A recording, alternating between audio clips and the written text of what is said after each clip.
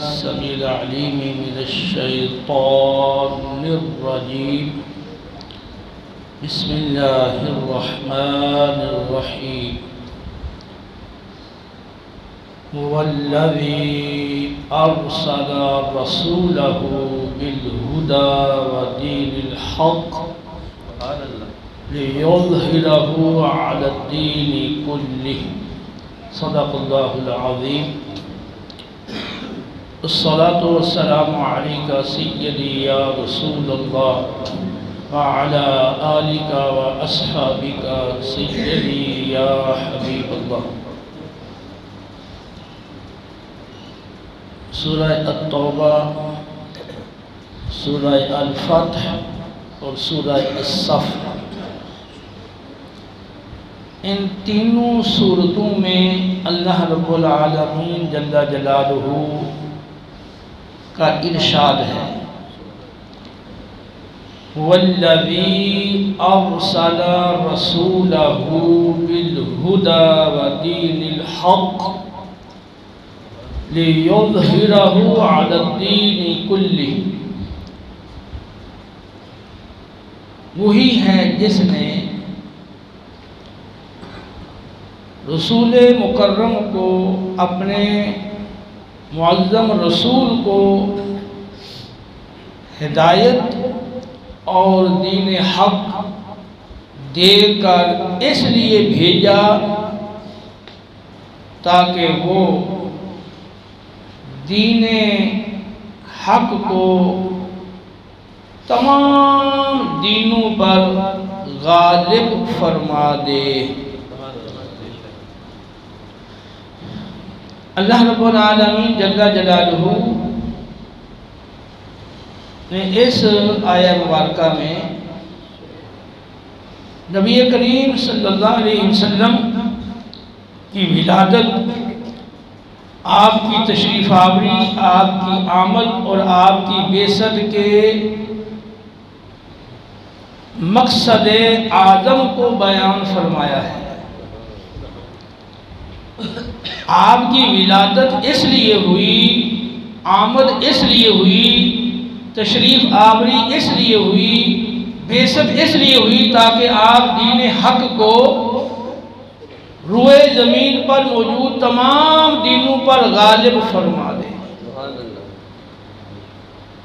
اور اللہ رب العالمین جل جلالہ نے دین حق کے غلبے کے لیے کئی انتظامات فرمائے.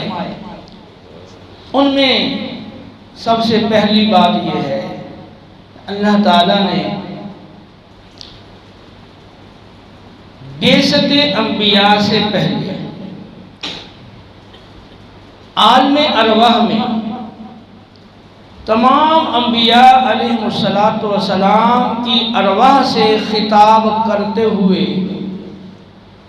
فرمایا کہ اے میرے پاک پیغمبروں، میں تمہیں دنیا میں مبعوث کروں گا، تمہیں کتاب و حکمت عطا فرماؤں گا. ثم جاءكم رسول مصدق لما معكم. پھر وہ عظیم الشان رسول تمہارے پاس تشریف لے آئے جو تمہارے پاس موجود آسمانی کتابوں کی تصدیق کرنے والا ہوگا. تو لا تؤمنن به ولا تنصرن، تو پھر ضرور بضرور تم اس پر ایمان لاؤ گے اور ضرور بضرور غلبہ دین کے سلسلے میں ان کی مدد کرو گے. تفسیر طبری اور تفسیر ابن ابی حاتم میں سند حسن کے ساتھ ابن عباس رضی اللہ تعالیٰ عنہ سے مروی ہے کہ نبی کریم صلی اللہ تعالیٰ علیہ وسلم کے بارے میں اس آیہ مبارکہ میں انبیاء علیہ السلام سے عہد لیا گیا کہ وہ اگر آپ صلی اللہ علیہ وسلم کا زمانہ پا لیں تو آپ پر ایمان بھی لائیں اور غلبہ دین کے سلسلے میں آپ کی بھرپور مدد بھی کریں۔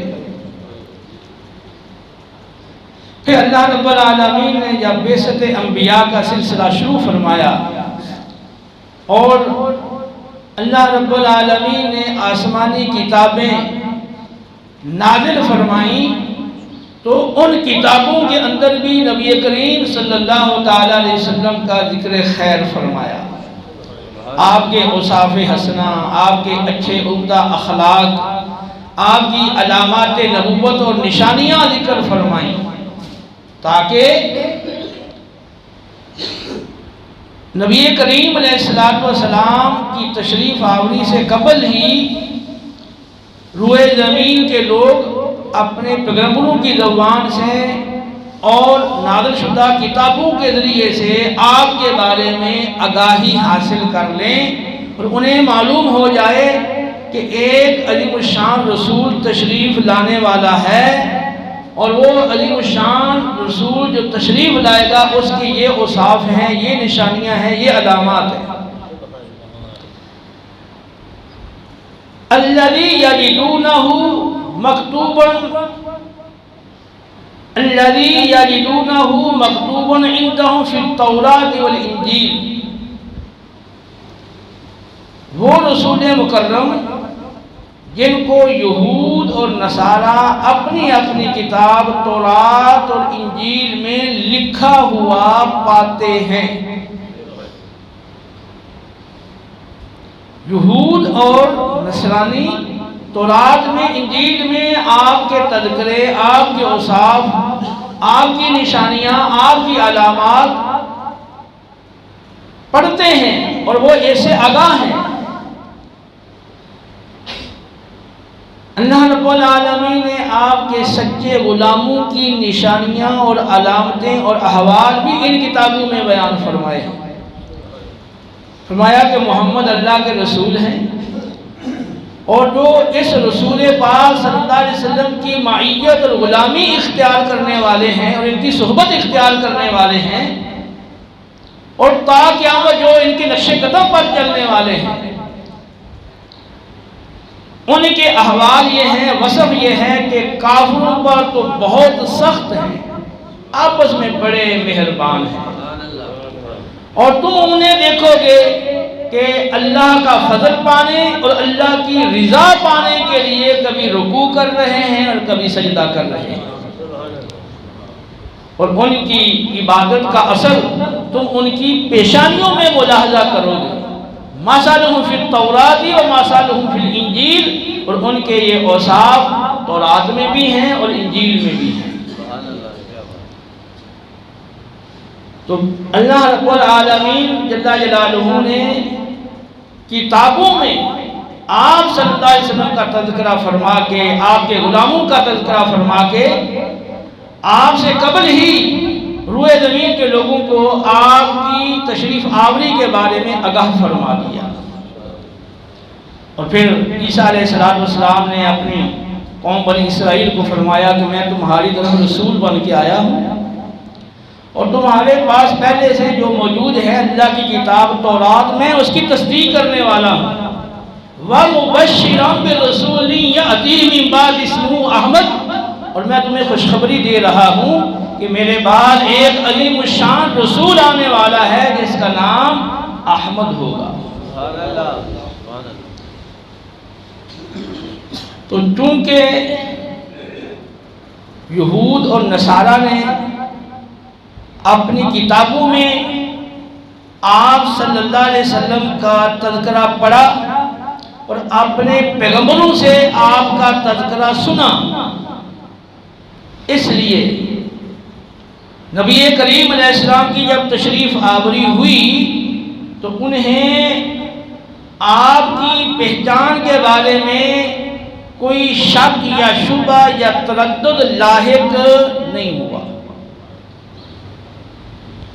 قرآن کہتا ہے الذین آتیناہم الکتاب یعرفونہ کما یعرفون ابناءہم، جن کو ہم نے کتاب دی ہے وہ تو آپ صلی اللہ علیہ وسلم کو یوں پہچانتے ہیں جیسے اپنے بیٹوں کو پہچانتے ہیں۔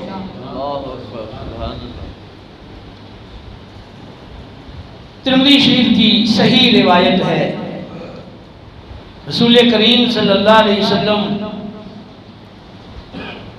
اپنی ابتدائی عمر میں،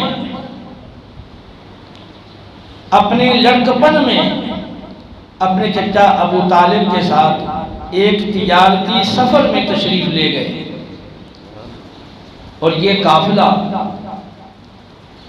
ایک مقام پر ٹھہر گیا۔ قافلے والوں نے ایک جگہ پر قیام کیا، قریب ہی ایک عیسائی راہب کا مکان تھا۔ وہ عیسائی راہب، وہ عیسائی عالم اور عابد و زاہد اپنے مکان سے باہر نکلا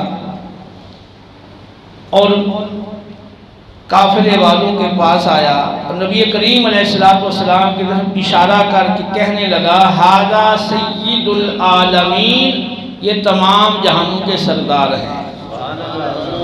ھذا رسول رب العالمین، یہ تو رب العالمین کے رسول ہیں۔